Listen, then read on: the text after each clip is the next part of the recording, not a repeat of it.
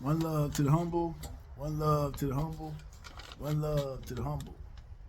Hope everybody's doing good. Hope y'all are doing real good out there today. It's been a long time since I've been outside. It's been a long time since I've been out back because of my injury. You know what I'm saying? Some of y'all know about it.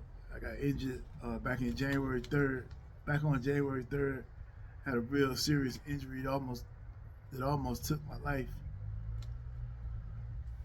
But I'm still here though. Still here right now. Barely can. Well, I'm not going to talk negative. I'm better than what I was. I'm better than what I was a month ago. I came a long way. I know you for this video, you can't really tell that. You know what I'm saying? You're looking at me on a video, but my life is drastically changed right now until I get back to where I don't know if I ever be where I was before physically, but I'm gonna get back as close as I can to where I was. Hopefully, I can get back 100%. That one, I ain't hating on that at all. But it almost took me out of here. Yeah, it almost took me out of here. But I'm still here, still going, getting better every day. Can't walk on my own yet. Still, I have to have assistance to get around. I can't do nothing on my own right now without somebody being there. You can't tell that from this video, but it's true. Um, I right here I got my. That's why I usually get around on. I'm not gonna put it on camera. I'm not showing you, but it's right here beside me. That's what I use. Anyway, what I want to talk about today is first of all, I want to thank y'all for being here. I want to thank you if you're new here watching. If you subscribe, if you just now subscribing to this channel, thank you for subscribing, and I appreciate it very much. And you the one who make this channel. It ain't me. It's not me. I'm just providing information. You, each and every one of you, are making this channel. All 1,091 of you, you're making this channel what it is. It ain't me. I'm just sharing the information, and you're sharing it with other people, and they're getting the information like that. But I got something I want to talk about here today, and it's a couple of names that we call each other sometimes, not really knowing the definition of these names and not knowing where these names come from. It's just something we do and we say to each other to be derogatory. And most of the people that's born in this day and time don't know where these words come from, don't know how they started. We just hear somebody say it and it sound cool to jump on the bandwagon and call each other names. Because I'm kind of like well rounded when it comes to different cultures of people. I done been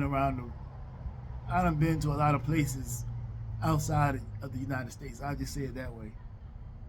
And being right here in the United States, I've been around a lot of different cultures here in the United States.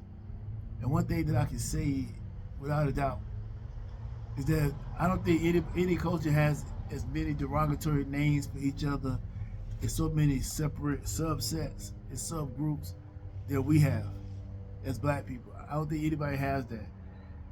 And that just creates a big problem for us because we can't never seem to get on the same page, and it's one against the other. I'm right, you're wrong. You know more than I do, I know more than you do. What I'm saying is right, what you're saying is wrong. We got the right answer over here. This group, that group don't know what they're talking about. I don't think nobody else has as many as we do. And if they do, then I just don't know about it. And feel free to inform me and share it with me and put me on game. Because right now I don't see it. I just don't see it. But the first thing I would talk about is the word coon. You know what I'm saying? A coon. Now, a coon is short for raccoon.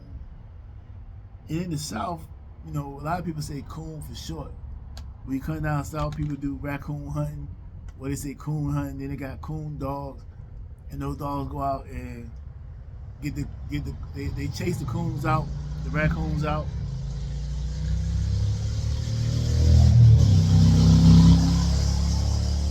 And the dogs hunt them. And they kill them, and then they come home and they cook them. And that's a common thing around here in the South, hearing the word coon from hunters, those that go out and hunt coons. Um, and they eat them. It's a nice day out today. That's why you hear all these cars and motorcycles moving around. But 1800s, the nickname was for a sly person, a clever and shifty like the animal. 1800s, coon was used as an extremely offensive slur for black people due to racist comparison in appearance or behavior of raccoons. That's what they used to think of us then, because of our behavior and due to racist comparisons.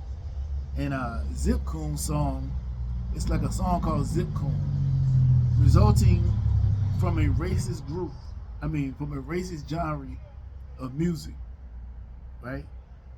That's where a coon come from, the word coon. The uses of coon, it used to be only used by white people towards black people. But then black people decided they want to be like white people, so they started saying it, calling other black people the same name. And every time, one thing I have noticed is over time is that black people adapt anything white people do, black people adapt it also. Like coon. Black people wasn't using that term to identify each other. But white people did. But then white people stopped, and now black people use it on each other. Crazy, right? But we claim that they racist, but we the ones who do it to each other. Then you got the Uncle Tom. The Uncle Tom is a title character of Harriet Beecher Stowe's 1852 novel, Uncle Tom's Cabin.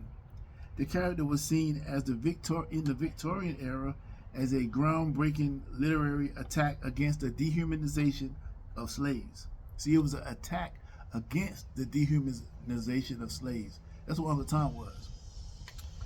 Uncle Tom was a deeply religious Christian preacher to slaves, who Uncle Tom willingly got flogged to death rather than telling on two female slaves who escaped. He wouldn't tell the route that they went, so he voluntarily got flogged to death. Now, why would a black person call another black person Uncle Tom when Uncle Tom got flogged to death because he wouldn't break the code of silence on the plantation? He wouldn't tell that the other slaves ran away in the route they took. He wouldn't tell it, but that's somehow derogatory. Now, I guess the reason why they said derogatory is because he was kind to the slave owners. So he wasn't mean toward the slave owners. He didn't talk trash to the slave owners. He didn't do anything to the slave owners. He wasn't rebellious like most slaves wasn't rebellious. Most slaves gonna be nice to the person who beating the brakes off of them. They probably will be nice. Who will be mean to somebody who gonna beat you? But he didn't tell on the slave. He didn't tell on the slaves who escaped. He didn't tell the route they went. So he voluntarily got flogged to death because of it. But that's somehow derogatory. It's not enough there for you to call somebody else that name and it means something derogatory. Then you got the Hotep. Then, that's gonna be derogatory as well. Hotep is an Egyptian word that can mean to be at peace. Hotep espoused a mixture of black radicalism and social conservatism, described as promoting pseudo-history, African-American subculture that appropriate ancient Egyptian history as a source of black pride. Regardless of what you may feel about that, how can you use that as a negative when it's used to build black pride? How can that be used as a negative? How can you call somebody that in a negative way? But that's what we do, right? Then you got a Sambo. A Sambo is a derogatory label for a person of African descent in the Spanish language. South American Negro, mixed European, and native descent. I didn't really find much on Sambo that I could use, that I wanted to use. I didn't find much on that I wanted to use. When it comes to actual historical research, I know some things that they use it for, but I don't want to go with that. I wanted to go with some good historical stuff, and I couldn't find enough to use. But see, all those terms, we use them in the wrong way, trying to describe something to somebody, thinking that we being derogatory. We think we're being derogatory. We think we're being smart. We think we're being funny. But the only one who being is funny is the one who's using it in the wrong way. That's who really funny.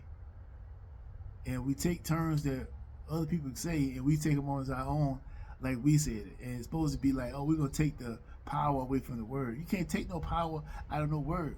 A word means what it means. You can't change what a word means to take the power out of it. Because how you use it, it's still the same word. It depends on how you look at it, I guess. I mean, you can spell it differently, like sea, S-E-E meaning sea, then S-E-A meaning water. But okay, how many times you change the N word around, it's still gonna mean the same thing it always meant. You can spell it 4 or 5 different ways, don't change the meaning. It means the same thing. It means whatever you want it to mean, when you want it to mean that. That's the tricky part about it. And that's also the dangerous part about it.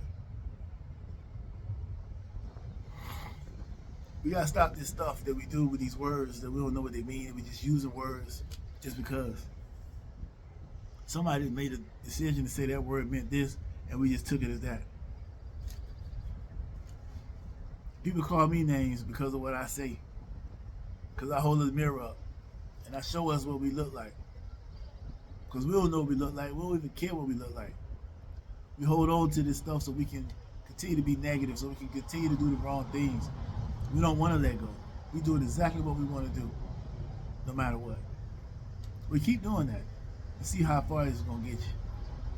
It ain't going to get you nowhere. But the same place you always have been. Y'all take care.